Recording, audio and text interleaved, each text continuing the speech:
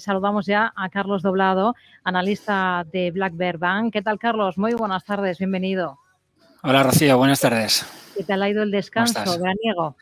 Bien, la verdad es que agosto aquí en Andorra es mucho más llevadero que en España, ¿no? Hace un tiempo muy bueno, hay mucha gente, lo cual pues puede ser agradable o desagradable según lo eremita que seas. A mí me sobra la gente, a mi mujer le encanta, entonces pues bueno, ya lo ha pasado mejor que yo creo este verano, pero bien, poco calor y mercados tranquilos, que al final es lo que siempre le pides a la bolsa cuando llega agosto, ¿no? Que no te saque demasiado de ese pequeño relax que esperas tomar, porque también, como cualquier ser humano, pues agosto quieres que te respete, pero la bolsa no sabe de esas cosas. Por ejemplo, pues este mes de agosto ha sido impresionante para los criptos, ¿no?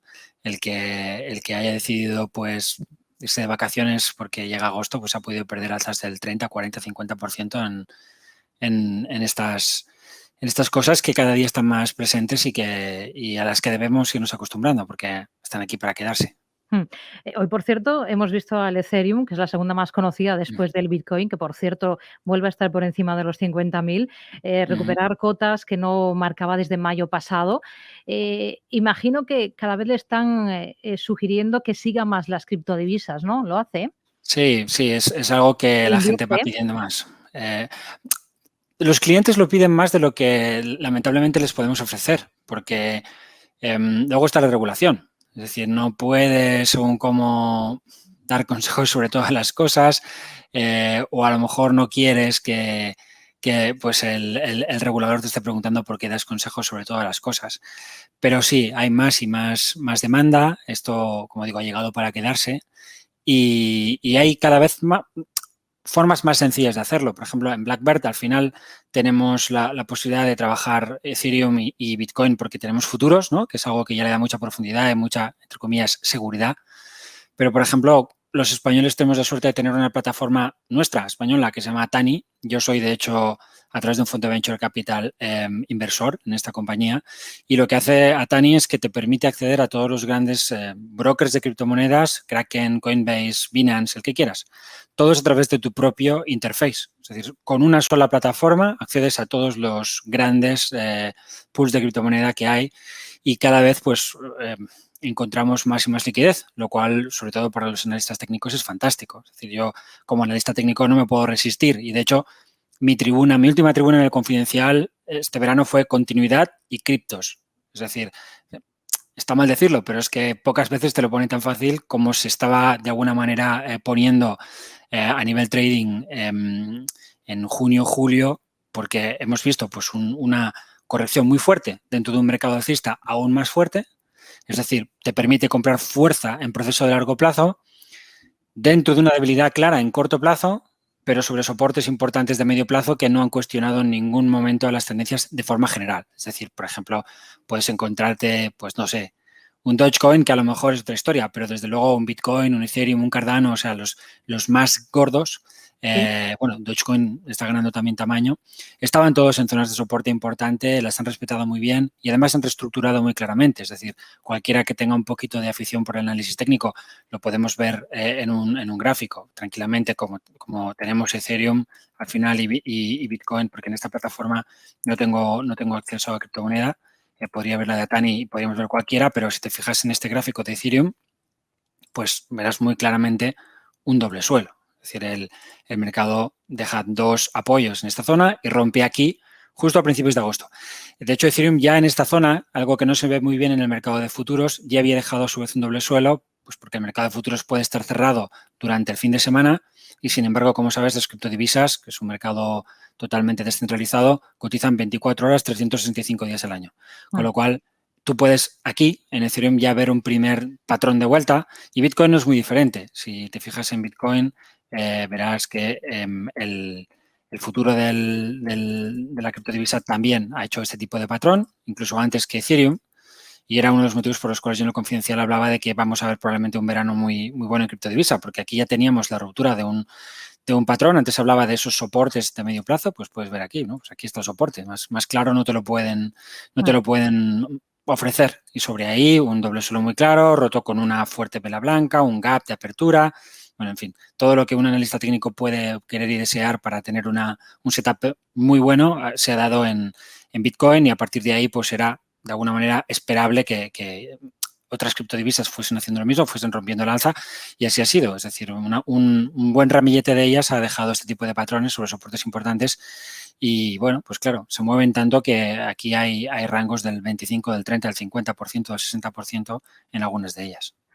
Recuerdo a nuestros oyentes que luego podrán ver los gráficos a los que se está refiriendo Carlos Doblado en este consultorio, en el canal de YouTube de Capital Radio, porque vamos a subir esta intervención, esta conversación, este consultorio de bolsa de mercado abierto, con esa explicación de los gráficos. Y les recuerdo también las formas que tienen para ponerse en contacto con nosotros, para preguntar, para intervenir en el programa. oyentes@capitalradio.es, el correo electrónico al que pueden enviarnos esas dudas. También pueden llamarnos para intervenir por teléfono al 91 283 33 33, 91 283 33 33, o pueden dejarnos una nota de audio a través de WhatsApp en el 687 050 600. 687 050 600. Nos decía al principio, Carlos, que verano tranquilo, mercados tranquilos, pero por situar a nuestros oyentes, porque hace un mes que no hablamos, vamos a ver qué niveles son clave en los diferentes índices. Comenzando, por Sí. ejemplo, por el español, por la bolsa española. Hoy el IBEX ha bajado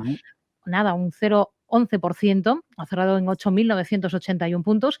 Y al otro lado del Atlántico, pues sigue la fiesta, siguen esas alzas con un Dow Jones ahora mismo en 35.463 puntos, también con subidas moderadas del 0,35% para el S&P 500 y ligeramente en positivo el Nasdaq 100. Niveles para vigilar. Bueno, como tú decías, mercado tranquilo si no eres bajista, por supuesto. Si eres bajista, pues sobre todo en Estados Unidos te han vuelto a pasar la pisonadora por encima y veremos qué pasa a partir de ese momento en el cual el S&P 500 alcanza esta resistencia ascendente, de la que venimos hablando desde hace meses juntos. Es una resistencia ascendente en un gráfico total return del S&P 500 y puede verse aquí. Los oyentes que tengan la oportunidad de luego mirárselo, pues creo que merece la pena porque van a poder ver esa línea mágica, vamos a decirlo así, de la que estamos hablando. Y digo mágica por, evidentemente, entrecomillado y por hacer un poco de coña con el tema. Es decir, una línea no deja de ser algo que pone en una lista técnica a mano alzada, con lo cual eso no puede tener demasiada importancia. La tendencia es la que es y, evidentemente, ese tipo de resistencias, como cualquier otra, pueden superarse. Pongo como ejemplo lo que ha pasado con el Nasdaq. Si en lugar de ver solamente el S&P 500 vemos el Nasdaq, podemos ver que el Nasdaq, cuando llega a esta zona, quizá nuestros oyentes no identifiquen muy bien por las referencias el S&P 500. Recordemos que yo siempre analizo total return, sobre todo me parece que es absolutamente indispensable si te enfrentas a largo plazo. En el Nasdaq no es especialmente necesario porque es un índice que paga muy pocos dividendos y por tanto tiene pocas ampliaciones, con lo cual no hay distorsión o no hay gran distorsión, pero yo pues si tenemos el gráfico, pues lo podemos mostrar. Este sería un Nasdaq Total Return. En cualquier caso, más o menos la zona de los 10.300, cuando el Nasdaq es capaz de superar esa zona de resistencia, se pone por encima de este máximo. Yo pienso que esto es, desde el primer momento, una especie de canal, que ese canal, ahora lo vamos a ver mejor, se ha roto al alza, y lo que nosotros planteamos cuando se rompió el alza es que debía proyectarse hacia arriba la distancia de ese canal. Eso daba un objetivo en torno a la zona de 15.500, que, como podemos ver, si quitamos la referencia Total Return y ponemos la más conocida para nosotros, que es un Nasdaq 100, pues es más o menos donde estamos ahora. Perdona, he dicho 15.000, ¿no? Sí, la zona de los 10.000, cuando esto rompe los 10.000, pues ahora estaríamos ahí, en esa zona de los 15.000, 15.500, como referencia de trading, a la hora de considerar que el objetivo mínimo teórico de esta gran ruptura de canal alcista ya se ha cumplido. O sea, que a partir de aquí, lo mínimo que nos promete el análisis técnico ya está hecho. Puede haber más, no tiene por qué haber más. En el caso del S&P 500, esa resistencia siempre ha estado más lejos, lo cual daba una cierta garantía que pudiéramos seguir elevándonos, en el caso del Nasdaq, hacia esa zona objetivo. Y como puedes ver aquí, o como podrán ver los oyentes, si se acercan luego a nuestros gráficos, es una resistencia ascendente que va subiendo al 1% o 1,2, 1,3% al mes. Estamos cerca, estamos como a un 3%, pero si ese 3% tardamos 3 meses en conseguirlo, será un 6%. Con lo cual, de alguna manera, a lo mejor, a finales del año podemos estar en esa zona de los 10.000 puntos, que es un nivel bastante psicológico para un S&P 500 Total Return. Yo desconfío bastante de esta idea de los números redondos, ¿vale? Quede claro. Pero bueno, mira, va a ser una casualidad o coincidencia que a los técnicos les gusta, esa zona de los 10.000. con eso también quiero decir que, oye, las resistencias pueden caer, ha pasado en el Nasdaq, puede pasar en el S&P 500, pero de verdad es una zona muy fuerte de resistencia. Y como he comentado muchas veces también, desde septiembre del año pasado, septiembre-octubre, cuando alcanzamos esta resistencia de proceso medio plazo, ascendente también, que unía los altos de los años 2018, 2019, 2020, bien, ahí el mercado alcanzó un nivel de sentimiento inversor muy elevado, propio, digamos, de mercado muy maduro, tanto en el caso de un Investors Intelligence como en el caso de un ratio put call media 10 sesiones, que es, digamos, la que más usan los analistas técnicos. Cada vez que desde el año 2009 el mercado ha llegado a esos niveles de dificultad, o sea, digamos, de confianza, que ha sido, pues, 2011, 2014, 2015 para ser exactos, y luego 2020, pues cada vez que hemos visto ese 2019, finales del 19, principios del 20, cada vez que hemos visto esos niveles digamos, de optimismo, tardando más o tardando menos, el mercado se ha visto sometido, como puede verse en el gráfico, pues a las mayores consolidaciones o correcciones del proceso. Luego se recuperan, pero puede haber algunas especialmente importantes, tanto en tiempo como en profundidad, y es algo que a partir de esos 10.000 puntos yo creo que hay que ir manejando. Yo te he dicho alguna vez aquí que si llegamos a esa zona estaba dispuesto prácticamente a venderlo todo e irme de vacaciones, a tomarme un agosto, pero de verdad. Y sigo viéndolo así. Yo estoy en la zona del 60-65% de exposición. Llegando ahí me voy a poner al 30-40% y si sube un 20% más, me conformo con el 40% de ese 20% porque creo que ya estoy en un mercado muy maduro y que aunque pueda subir otro 20% más, es muy probable que ese 20% más buena parte de lo que ya estamos subiendo desde septiembre del año pasado, el mercado lo tenga que devolver dentro de una tendencia alcista principal que no tiene por qué haber cambiado, pero que tiene sus parones. Y hemos visto varios, ¿no? Desde el año 2009, con lo cual seguro que enfrentaremos alguno y yo creo que cada día estamos más cerca de eso. Me hablabas del IBEX también, Sí. Perdona, y podemos ver también a nivel referencias en Europa, ¿no? Para acompañarlo, Sí. por ejemplo, con un SP, un Stock 600, ¿no? Cogemos la referencia Stock 600 Total Return también y podemos ver que está en su máximo histórico. Podemos ver que el IBEX 35 no ha alcanzado su máximo histórico, pero está relativamente cerca. Esto le sirve también a la gente para ver qué diferencia tan grande existe entre ver un mercado en versión Total Return y Price Return. Esto es como una especie de cosa milagrosa. Cada vez que la gente lo ve, pues dice, ¿pero qué es esto? Es decir, comparar estos dos gráficos.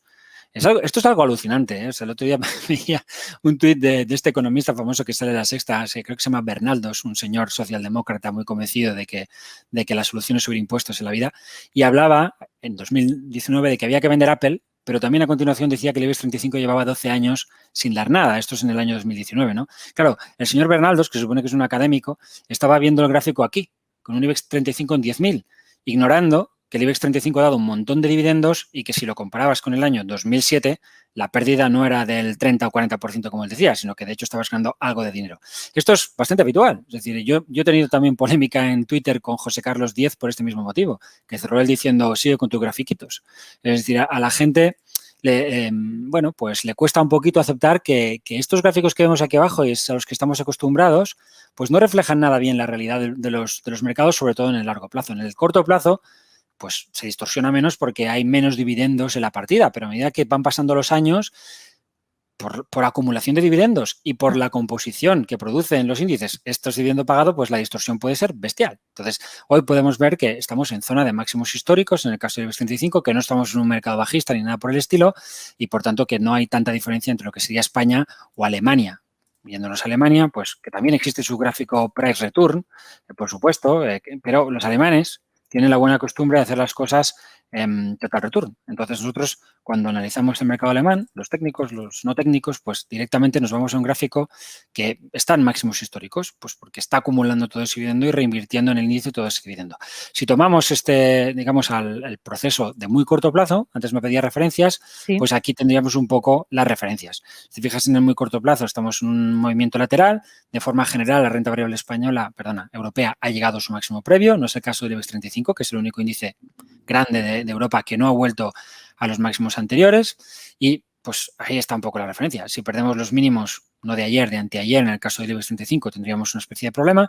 Si perdemos los mínimos de agosto, de mediados de agosto, pues pasaría lo mismo en el DAX o pasaría lo mismo si cogemos un gráfico pues en un, como decía antes, un Stock 600, por ejemplo, un Eurostock 50, misma historia. Es decir, hemos marcado nuevos altos y luego el mercado pues ha vuelto a pararse. Entonces ha sido un agosto al principio muy bien, luego corrección hasta los niveles de apertura y en los últimos días de agosto otra vez hacia arriba. O sea, un buen mes de agosto en renta variable europea en general, en un Stoxx 600 y, insisto, si perdemos los mínimos pues de mediados del mes pasado, tendríamos un doble techo. Y tendríamos un doble techo pues bastante más genérico que el que a lo mejor tuvimos en esta zona de mercado, donde lo tuvimos en un Stoxx 600, lo tuvimos en un DAX, por ejemplo, pero si en vez de coger estos índices hubiéramos cogido pues un Eurostoxx 50, veríamos que ahí no tuvimos este tipo de patrón en doble techo, sino patrones más continuistas de tipo bandera. Entonces, este tipo de correcciones pues es lo que al final llamamos planas irregulares en el caso del DAX o del Stoxx 600, rupturas en falso por zona de soporte y en el mercado en general vimos mínimos decrecientes. Cuando tú ves esto, lógicamente como técnico tienes un problema y de hecho nosotros que tenemos dos operativas alcistas, una en el DAX abierta a principios del año y otra en el mínimo de marzo de 2020, la zona 8.200, cerramos la última, un poco por coherencia técnica, dejando abierta la primera, porque evidentemente por chartismo tenías un problema, es decir, tienes un doble techo. Sí que es cierto que si haces el buen ejercicio de, bueno, ¿qué pasa en el resto del mercado? Pues había más dudas que otra cosa porque podías ver patrones complicados, por ejemplo, en China, en Japón, es decir, incluso los emergentes en general, en Europa, no en todas partes, no tenías al SMI suizo confirmando, no tenías al AEX holandés confirmando, no tenías muchos índices deteriorando, pero sí había una cierta duda. Pero si luego te vas en ese momento a un mercado americano y te das cuenta que todo lo que estás viendo es un mercado que cae a su primer soporte, pues tampoco tienes por qué alterarte demasiado. Y ahora pasaría lo mismo. Si perdemos estos mínimos, estas referencias que estamos viendo en Europa, tampoco vamos a ver un deterioro en Estados Unidos. Puede verse aquí, no hay pérdidas de soporte, aunque perdamos los mínimos, tienes esas pérdidas de soporte, no estamos hablando de patrones de vuelta clásicos, podría ser una vuelta que luego veamos de otra manera, pero en general, fíjate que estos días están pasando cosas interesantes, hoy también vuelve a subir con fuerza. Este verano, cuando hemos visto esos pequeños deterioros de corto plazo, pues, por ejemplo, podíamos haber acudido que nosotros lo hacíamos desde Blackbird, en nuestro análisis podíamos acudir a un Russell 2000 y ver la importancia que tenía este 2100 en el proceso ya no de corto plazo, sino de medio y largo plazo. Es decir, oye, si el mercado va a entrar en un proceso bajista, al menos que me rompa este soporte, que son 8 o 10 meses de lateral, y esto sí que es una cosa seria. Bueno, pues en vez de pasar esto, fíjate que los últimos días, finales de hecho de este mes, lo que hemos visto es ruptura de la zona de resistencias y construcción de un doble suelo muy potente sobre un gran soporte. Es decir, que de alguna manera la parte del mercado americano que estaba más reacia a apoyar las alzas de los últimos meses se está como reincorporando. Así que vamos a ver qué pasa si rompemos estos máximos, porque si rompemos estos máximos yo veo una dilatación del S&P 500 por encima de los 10.000 como bastante razonable. Otro lugar donde podemos mirar para ver qué está pasando en Estados Unidos, donde hay debilidad y donde podemos estar viendo reconstrucción, pues es en el S&P 500, ¿no?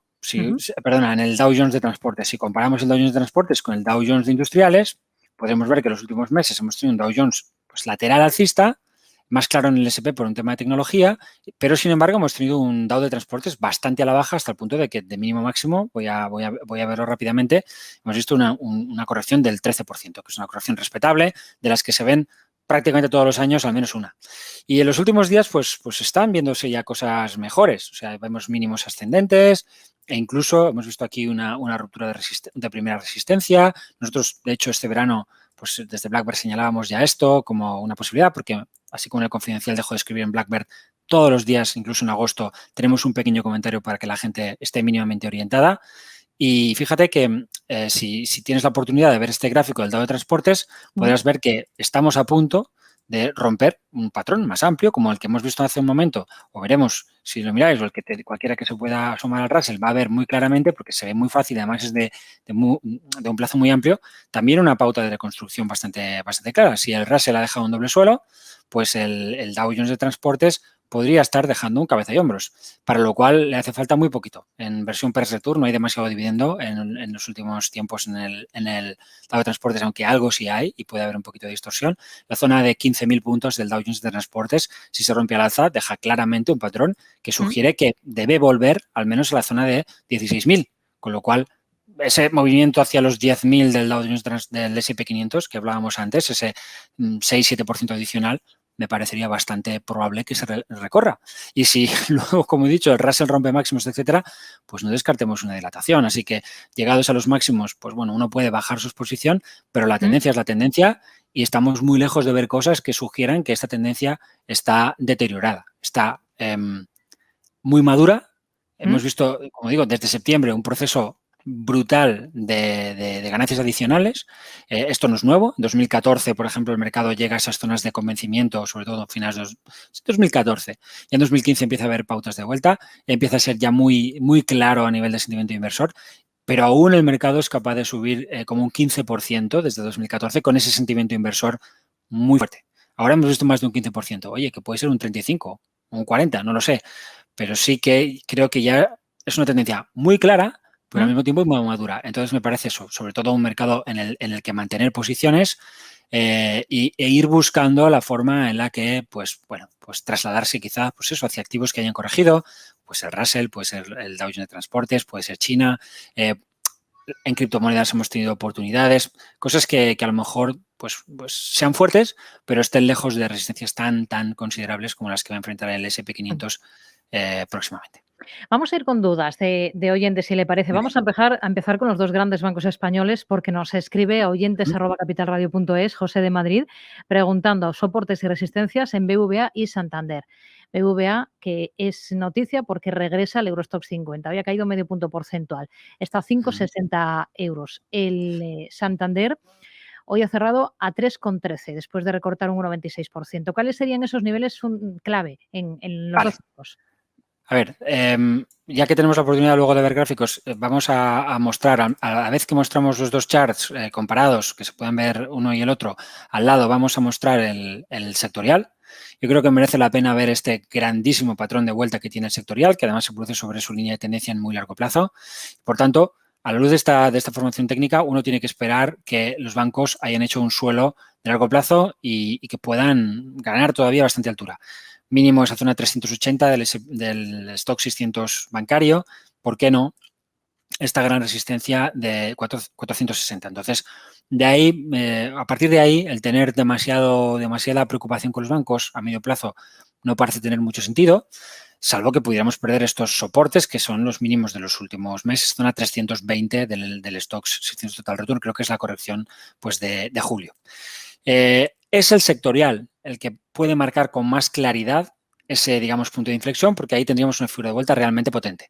En el caso de los bancos españoles no hay niveles claros. De hecho, es tal la dificultad que, bueno, oye, qué extraño, el mercado europeo llega a los máximos a nivel bancario, pero el IBEX no lo hace el Santander, no, pero fíjate que el BBVA no solo llega a los máximos, sino que lo supera ampliamente. Es decir, ahora mismo el BBVA, pese a una corrección desde cerca de la zona de 6 hasta la zona 5,40, está por encima de los altos de junio. Es decir, está sobre la antigua resistencia, con lo cual lo está haciendo mejor que el propio sectorial a nivel europeo. El Banco de Santander no lo ha hecho tan bien, pero sus patrones de fondo pues, son muy notables si atendemos a desde dónde viene la recuperación. O sea, hay que darse cuenta que la recuperación de los bancos viene desde niveles de soporte absolutamente extraordinarios en el muy largo plazo.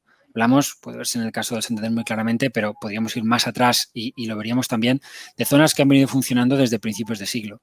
Entonces, esta reconstrucción, esta gran vuelta de los bancos, yo diría que es una vuelta que está aquí para quedarse, que los bancos tienden hacia sus máximos históricos, que en el banco de BBVA hablaríamos de la zona del 8,9, en el Santander de la zona 5,6, y que, en mi opinión, aunque haya un cierto deterioro de corto plazo y por un tema de timing o de riesgo uno quiera cerrar alguna parte, si se tienen posiciones desde hace tiempo los bancos, lo mejor es mantener una parte y trabajar con esta idea de fondo. Siempre tener alguna posición dentro ayuda a tener un pie ayuda a volver, a no quedarte fuera cuando las bolsas vuelven a hacerlo bien. Pues si le parece nos quedamos con esta idea de los bancos y enseguida retomamos la segunda parte del consultorio. Recuerden que estamos hablando esta tarde con Carlos Doblado, analista de Black Bear Bank. Hasta la próxima. Después de la pausa estamos de vuelta. Los oyentes, les recuerdo que pueden escribir a oyentes@capitalradio.es.